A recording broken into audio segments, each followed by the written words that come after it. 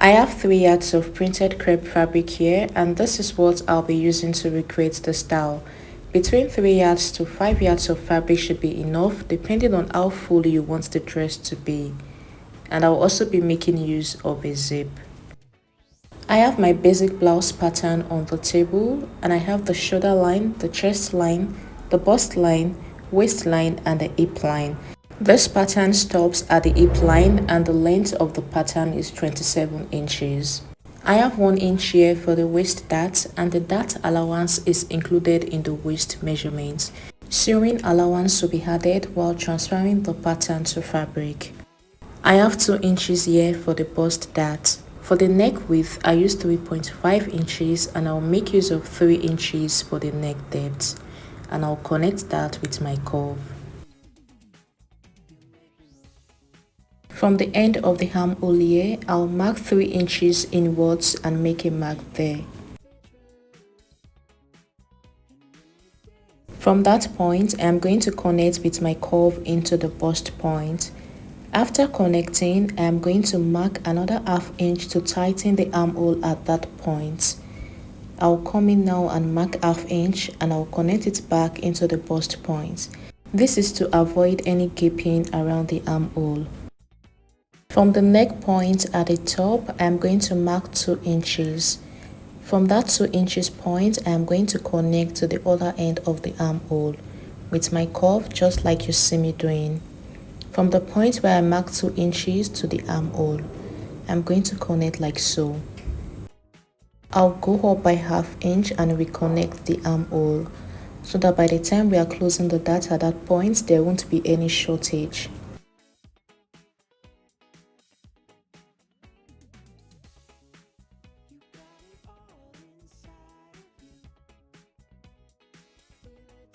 Next thing I'm going to do is to mark 2 inches from the neck depth. I'm going to mark 2 inches all the way to the shoulder point. This 2 inches I am marking here is for the collar that will sit on the neckline of the dress. After marking, I'll connect the dots with my curve.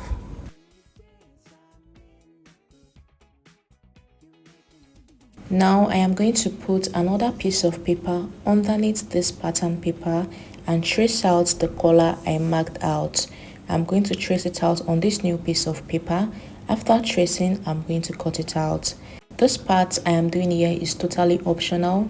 You can decide to cut out the collar on the actual pattern. You can just cut out the pattern after marking. You don't necessarily have to trace it out on another piece of paper.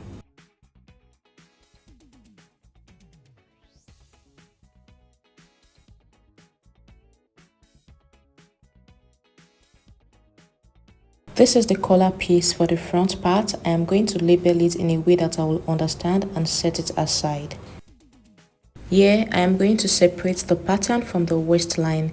So I will just cut through from the waistline and separate the lower part from the upper part. I am going to transfer all the darts I have on this pattern to the neckline. I'll mark about 3 points on the neckline and connect with a straight line to the bust point. So while cutting out my actual pattern for this part, I made a mistake. I was connecting the point, the straight line, to the neckline at the top.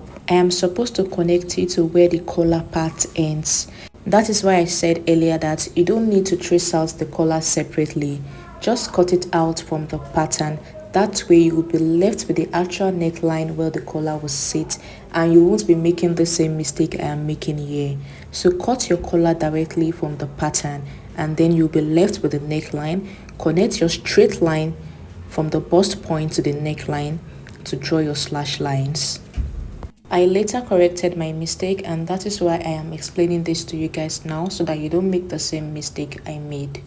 I am closing all the darts on this pattern and I will transfer it to the slash lines.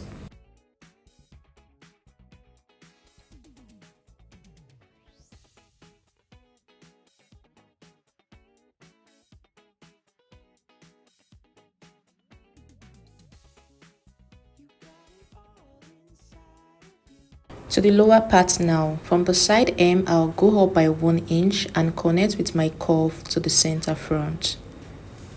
Also, I'll extend the dart leg to the bottom of the paper and tighten both sides by 0.25, and I'm going to close the darts.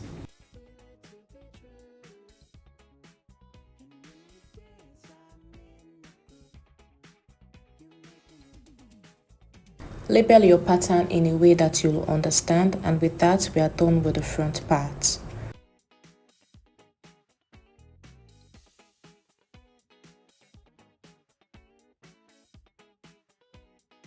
Here I decided to create more slash lines so that we can have about 5 instead of the 3 I have here. So this is totally optional. You can decide to create more lines or not. I just decided to create 2 more lines and then I'll cut it.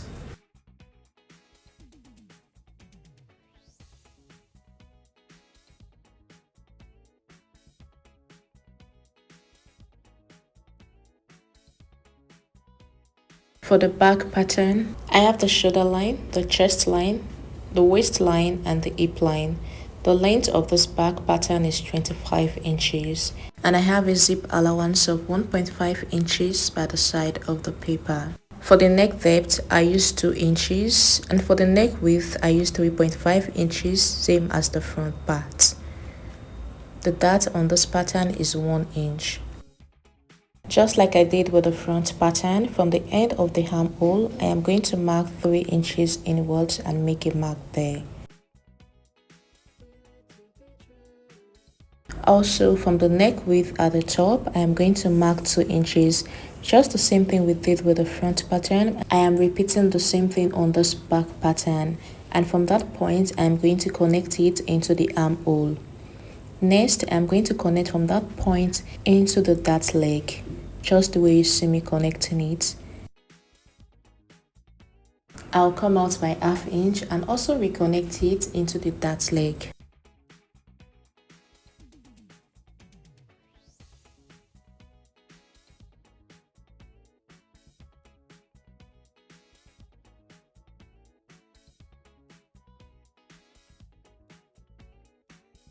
Now I am marking the collar height, which is 2 inches.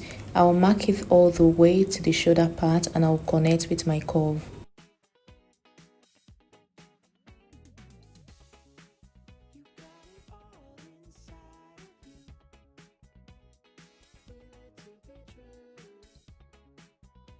I am tracing out my collar separately again for this bag, and I already explained why you shouldn't do just this way from the front pattern, so I don't need to repeat the same thing again.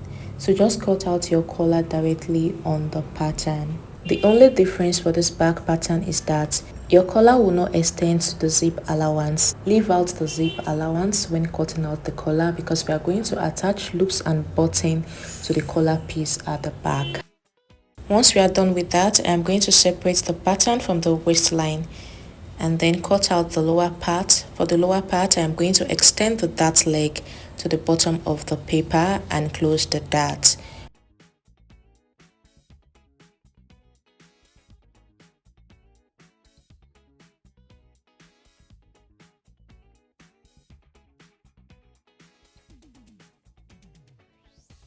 Also at the side hem, I'll go up by 1 inch and connect to the center front.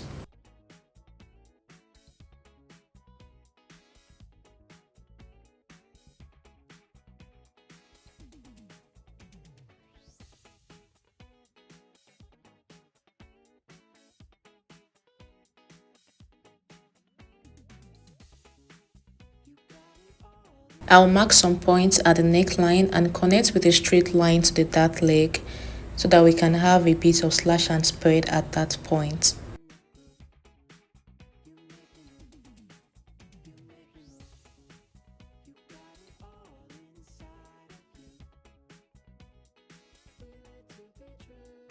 I will be closing the dart on the waistline and armhole and I will transfer it to the neckline.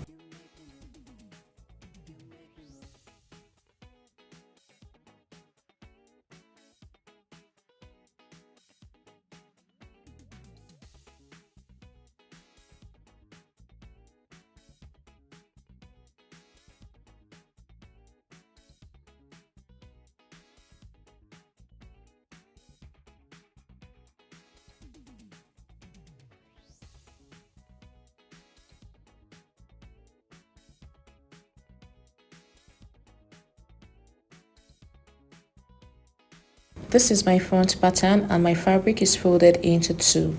So in between each of the slash lines there at the top, I have 1 inch. And for the side, I added 1.5 inches, around the armhole ½ inch, at the top ½ inch, and at the bottom ½ inch. I am going to cut it out now. Please make sure to add all the necessary allowance and cut out.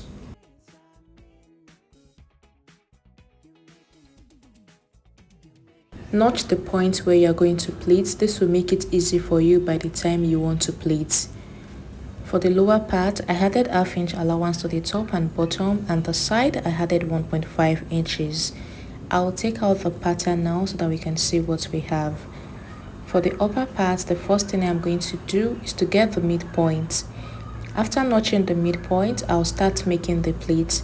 Since I already notched the point where I'm supposed to pleat, I will just go ahead and make pleats.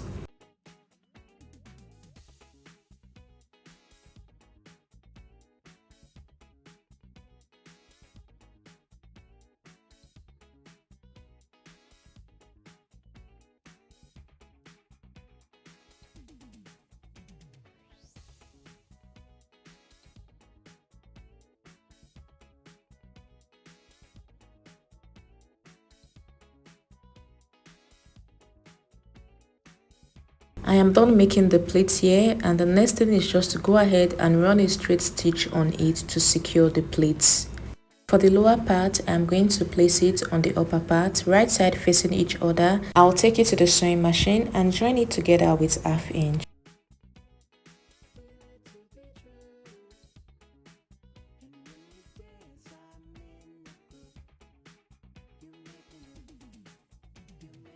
These are my back pieces and I have transferred to fabric. So in order for you to be able to spread your pattern for the upper part, make sure that you slash through up to the waistline. I have 1 inch in between each of the slash lines and I am notching the point where I'm going to make pleats on. I added ½ inch allowance at the top, around the armhole, 1.5 inches by the side and ½ inch at the bottom. Same allowance I added for the lower part also. I am taking out the patterns now so that we can see what we have.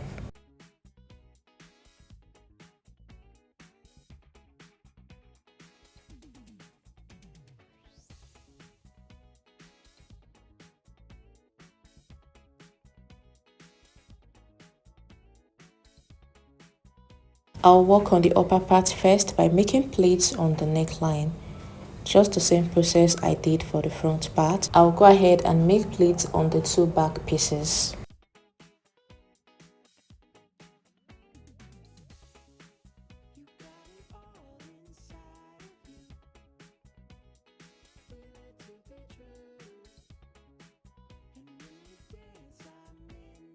I am done making the pleats now, and the next step is to join it to the lower part. Right side facing each other, I'll take it to the sewing machine and stitch with ½ inch. This is my front piece on the table and this is what the wrong side looks like. After joining, I finished it up with the overlocker. Now for the armhole part, I piped it round with the same fabric. If you can't make use of the same fabric, you can use a bias tape to pipe the armhole. I am placing the back on the front part now and I will take it to the sewing machine and join it together on both sides. So join it with the allowance you left on the side. After joining both the front and the back together, this is what I have. I finished up the inner seams with the overlocker and I pressed it properly, and this is what the piece is looking like now. The next thing we are going to do is to go ahead and fix the zip to the back of the dress. This is after I was done fixing my zip, and this is what we have. I am going to set it aside so that we can work on the collar piece. These are my two collar patterns for both the front and the back. So the part that says the shoulder point on both collar piece, I am going to tape it together. The part that says the shoulder point for both pieces, I will tape it together. I folded my SD into two and I cut out exactly what I have on the collar piece. I replicated it on the SD. I'll go ahead now and press this SD on the fabric I want to use for the collar. So I have two pieces of this fabric and I pressed the SD on one side of the fabric and I added ½ inch all around, ½ inch allowance at the top and at the bottom and on the side, all around the SD. The next thing I am going to do is to use the iron to press the bottom of the fabric. I'm going to press it inwards. This is after I was done pressing the bottom of the fabric. The next step is to go ahead and stitch the upper part of the collar.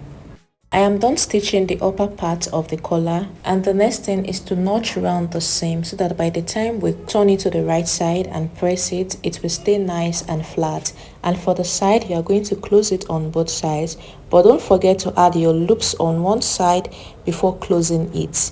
Add loops on one side. I added about 3 loops to mine. And the part where we folded earlier, the first piece we folded earlier, make sure to run a stitch on it first. After that, I'm going to take it to the ironing table and press it properly. This is after I was done pressing, and the other part that was left open before, I pressed it inwards also to make it easier to stitch. I'll start by notching the center front of the dress. After notching the center front of the dress, I'm going to notch the center of the collar. Notch the center of the collar, and after that, I'm going to pin the center of the collar to the center front of the dress. The right side of the collar facing the wrong side of the dress. The right side of the collar facing the wrong side of the dress, and I'm going to pin it together like you see me doing. From that center point, I'm going to pin it to the rest of the front part.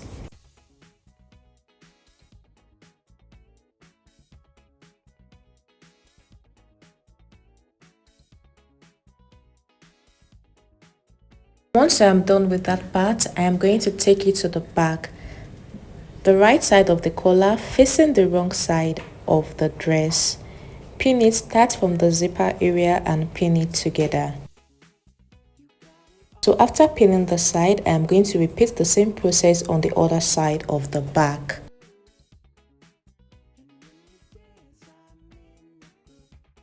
Start from the zipper area, the right side of the collar facing the wrong side of the dress, and pin it together like you see me doing. I'll take it to the sewing machine now and stitch it all around. I am done stitching one side of the collar to the dress, and the next thing is to make a top stitch all around from one end of the collar to the other end.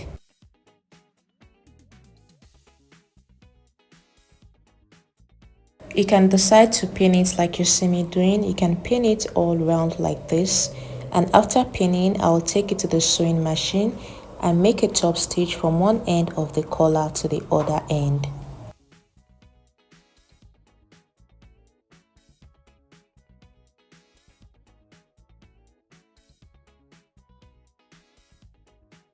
I am done fixing the collar here. Don't forget to add your buttons to the upper part.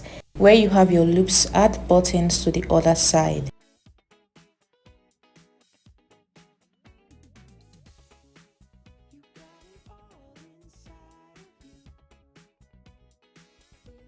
The last step on this dress is to join the parts that will be gathered, the 2 steps that will be gathered to the dress. Take the measurement around the hem of the dress first. This will give you an insight to what you should cut out for the first step and the second step that will be added to the dress. So whatever you get there, make sure that the first step you are going to attach to it is like double of what you have around the hem of the dress. At least half double of what you got when you measured around the hem of the dress, so that by the time you are making gathers, you can be able to make gathers enough that will go around the hem of the dress. And for the second step that you are going to attach, make sure that it is double of what you have, at least double of what you have for the first step, so that the gathers can go around the hem. For the length, from the waistline to the first step is about 9 inches. This second piece I have here is about 12 inches, and this last, the length is about 14 inches. You can decide on the length you want for yourself. Now I will take it to the sewing machine and make gathers on the 2 pieces I have here. After making gathers, I am going to attach it to the dress and I'll bring it back and show you. I am done fixing the 2 steps of gathers to this dress, and this is what the inside is looking like. I finished up the inside with the overlocker and this is what we have.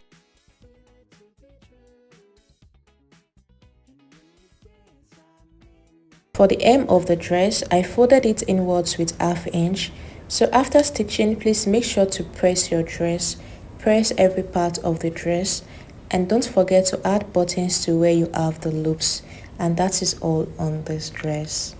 Thank you guys for watching. If you found this video helpful, please hit the like button, leave a comment, share this video with your friends and subscribe to my channel. Please turn on your notification bell so you will get notified anytime I upload a new video. Let me know if you'll be recreating the style in the comments section. Thank you guys for watching and I'll see you in my next one. Bye.